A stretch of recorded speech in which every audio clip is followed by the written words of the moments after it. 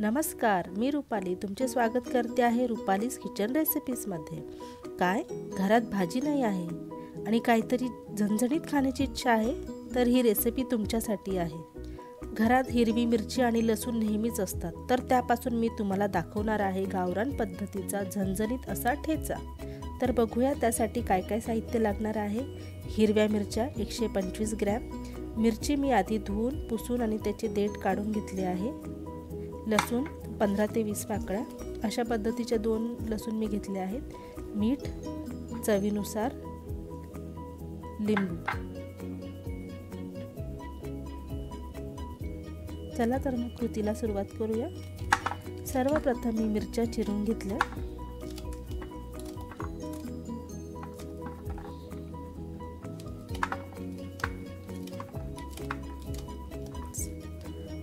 मिरच्या चिरून झालेल्या आहेत। त्यानंतर लोखंडी तवा गरम करून मिरच्या भाजायला ठेवल्या। गॅसची फ्लेम मी कमीच ठेवली आहे। अशा प्रकारच्या तव्यावर ठेचा केला तर छान होतो, ते का मी पुढे सांगते।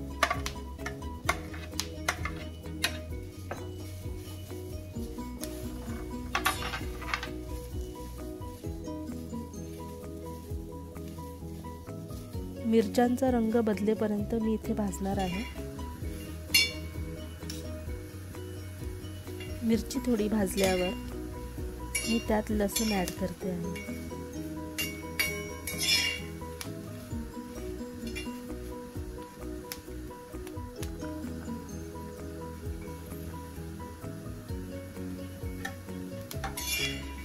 आता लसूण आणि मिरच्यांना छान खरपूस रंग येईपर्यंत मी इथे भाजणार आहे।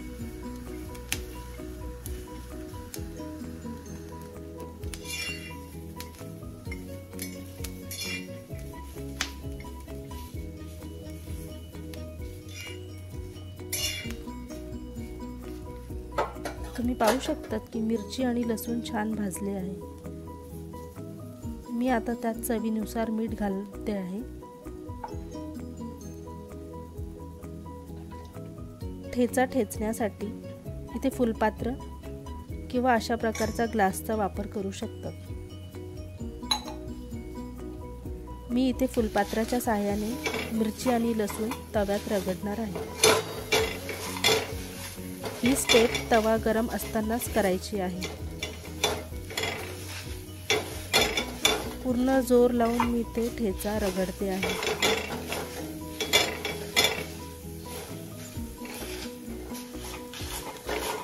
मी सुरुवातीला सांगितले होते की ठेचा करण्यासाठी लोखंडी तवा वापरावा, ते यासाठी नॉनस्टिक तव्यावर असा ठेचा रगडता येत नाही। तवा गरम आहे खूप, त्यामुळे हाताला वाफ बसते आहे। गॅसवर एवढा जोर लागत नव्हता, म्हणून मी ओट्यावर तवा ठेवून ठेचा रगडते आहे।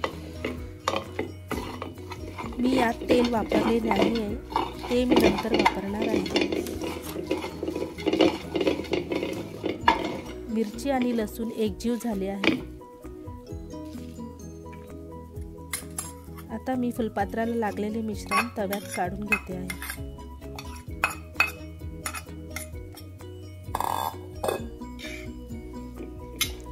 ठेचाला मधोमध रिंगण करून मी त्यात 1 चमचा तेल घालून ठेचा परतून घेते आहे।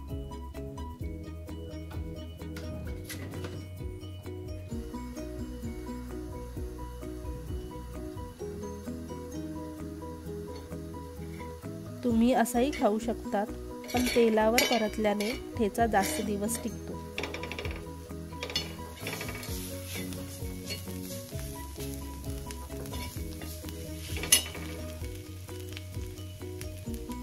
त्यानंतर मी त्यात थोडे लिंबू पिळते आहे। हे पूर्णपणे ऑप्शनल आहे।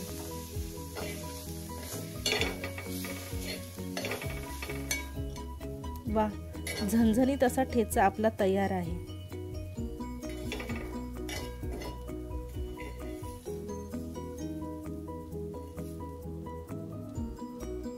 ठेचा खायची मजा खरं तर भाकरी सोबत येते।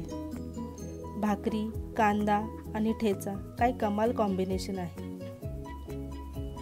हे पाहून तुमच्याही तोंडाला पाणी सुटले असेल. तर आपण हा गावरान झणझणीत ठेचा घरी नक्की ट्राय करा आणि कमेंट करून सांगा कसा झाला. अशाच नवनवीन टेस्टी हेल्दी रेसिपी पाहण्यासाठी तुम्ही माझ्या चॅनलला लाईक, शेअर आणि सबस्क्राईब करा. भेटूया लवकरच नव्या रेसिपीसोबत. तोपर्यंत धन्यवाद.